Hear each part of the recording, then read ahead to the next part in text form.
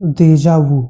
जब अनजान जगह पहुंचकर ये लगता है कि यहाँ हम पहले भी आ चुके हैं। ऐसा ही कई बार होता है ज्यादा लोगों के साथ कि दिमाग का वो हिस्सा जो वर्तमान में जीता है वो और यादों वाला हिस्सा एक दूसरे के आगे पीछे चलते हैं। मान लीजिए कि इन दोनों हिस्सों के बीच में है एक शटर। अगर वर्तमान वाला हिस्सा काम करना बंद करता है तो यादों वाला हिस्सा बंद रहेगा। अगर यादों वाला हिस्सा खुल गया तो थोड़ी देर के लिए वर्तमान वाला शटर बंद हो जाएगा। लेकिन कभी कभी ऐसा होता है कि दिमाग का वर्तमान वाला हिस्सा खुला हुआ है और यादों वाला हिस्सा भी बंद नहीं हुआ है। इस तरह एक ही समय में दोनों हिस्से खुले रह गए। इसलिए हमारे दिमाग को लगता है कि इस जगह या इस घटना को हम यादों वाले बक्से से निकाल रहे हैं। दिमाग कंफ्यूज हो जाता है। जो अभी पहली बार देखा उसको भी पुरानी यादें समझ लेता है। उससे पहले अगर आपने इस चैनल को सब्सक्राइब नहीं किया तो जल्दी से कर लो और वीडियो को लाइक और शेयर जरूर करो ताकि आपके दोस्तों को भी पता चले कि ऐसा क्यों फील होता है। तो अगली बार जब भी आपको देजा वू हो, सांस लेना और कुछ सेकंड रुक कर बिना ज़्यादा एनालिसिस किए अपने काम में जुट जाना। बीच बैठे हुए या किसी मुद्दे पर बात करते हुए ऐसा लगता है कि बिल्कुल यही बातें पहले भी हो चुकी हैं। कब कहाँ बस ये नहीं समझ में आता।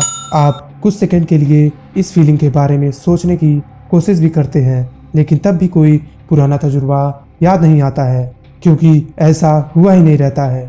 क्या आपको ऐसा लग रहा है कि आप ये वीडियो पहले भी देख चुके हैं? ऐसा आपके साथ भी कई बार हुआ होगा जब किसी नई जगह पर पहुंचते ही लगता है कि आप तो यहाँ पहले भी आ चुके हैं।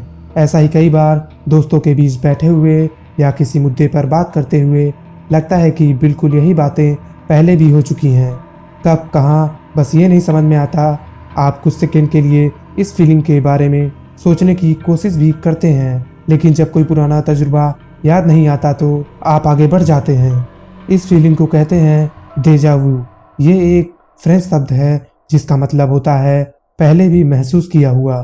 देजा वू के भीतर ही दो तरह की फीलिंग्स होती हैं। डेजा विजेट यानी पहले भी देखी गई जगह और डेजा वेकू यानी पहले भी जिया हुआ। इन दोनों भावनाओं से ही बनती है डेजा वू की फीलिंग्स। लेकिन जब आप पहले उस जगह गए ही नहीं हैं तो ना ही कभी वह घटना पहले हुई है।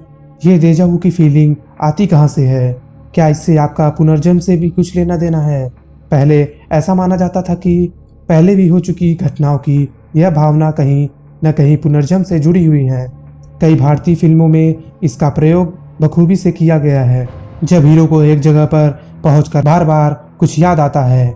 लेकिन वैज्ञानिकों ने लगातार यह सिद्ध किया है कि यह झूठ है। इस पूरे घटनाक्रम का वास्ता हमारे दिमाग के सोचने और यादें संजो कर रखने वाले हिस्से से है। अब ये जानिए कि कैसे शब्दों के खेल ने उठाया इस रहस्य पर्दा।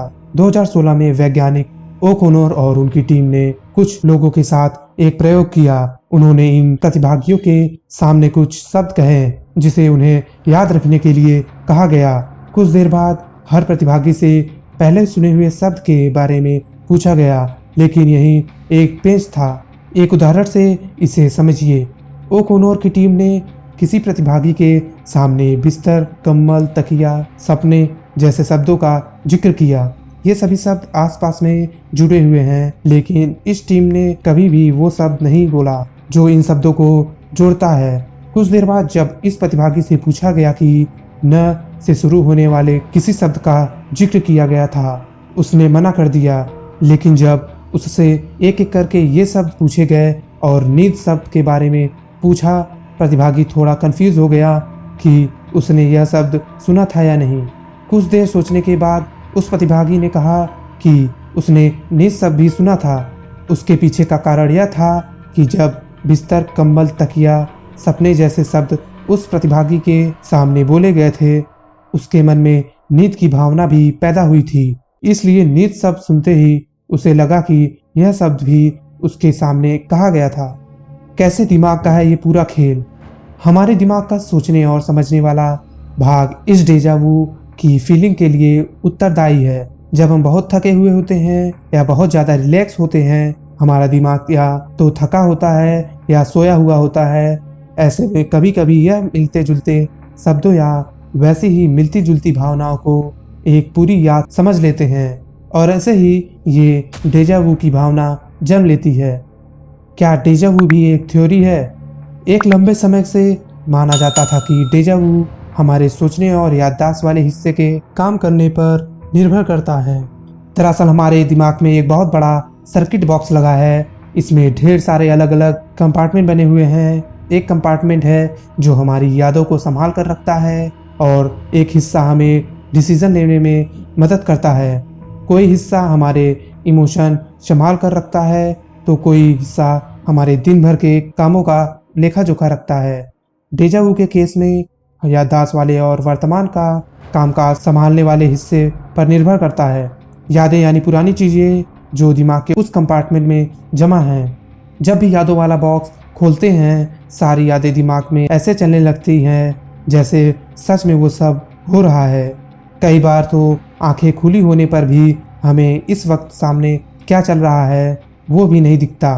तो जिनको जिनको लगता था कि ये उनके पुनर्जन्म की सोच है, तो ये ऐसा बिल्कुल नहीं है, ये डेजा वू की फीलिंग्स है।